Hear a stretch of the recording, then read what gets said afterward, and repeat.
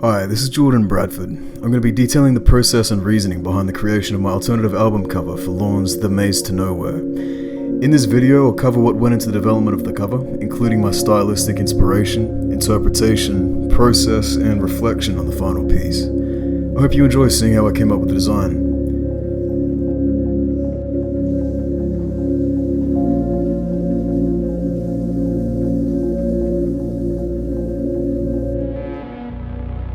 Lorn's music has distinctively dark, synthy, Blade Runner-y kind of vibes, as you can hear right now in his tracks Acid Rain and Diamond. Further, his music videos are similarly grungy in nature, utilizing a dark retro or retro-futuristic aesthetic. I wanted to visually represent that kind of darkness, and so I did some stylistic research to see where I could take it. I found I really liked the aesthetic of Ash Thorpe's Lost Boy illustrations, and in a similar vein, Maciej Kuchara's Showtime pieces. In tying the contrasty black and white nature to a gritty futuristic feel, I also looked into the style of the movie Ghost in the Shell. Once I knew what kind of style I wanted to pursue, I did up some quick ink thumbnail sketches.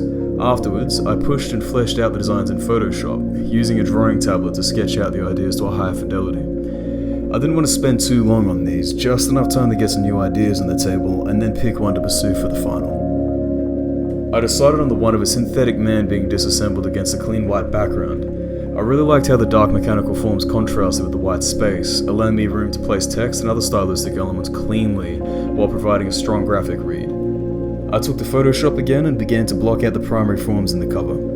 I have a loose approach to illustrating. I'll often just draw and iterate and see what comes out of a design as I go, making micro and macro adjustments along the way.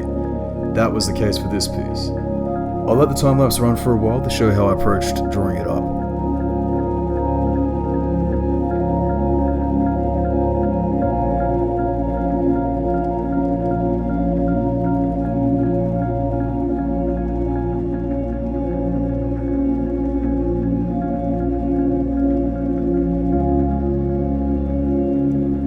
By the end, the process had taken only a few hours. Not shown here in the video were a few changes, including completely changing how the arms sat so as to better aid the composition and mood of the full cover, and the design of the text elements.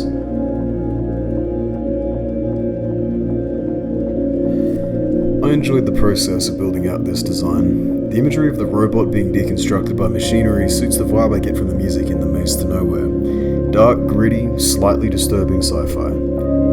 However, while I enjoyed this particular illustration and think it serves the album well, I was also intrigued by the cityscape at night design from the 4 iterations done up earlier. If time allowed, I probably would have liked to take that one to completion as well. And here are the finals that I ended up with. All up, I'm quite happy with the final design. The black and white provides a strong contrast to the image, emphasizing the composition, with a slight splash of color over the android's brain unit to make it pop.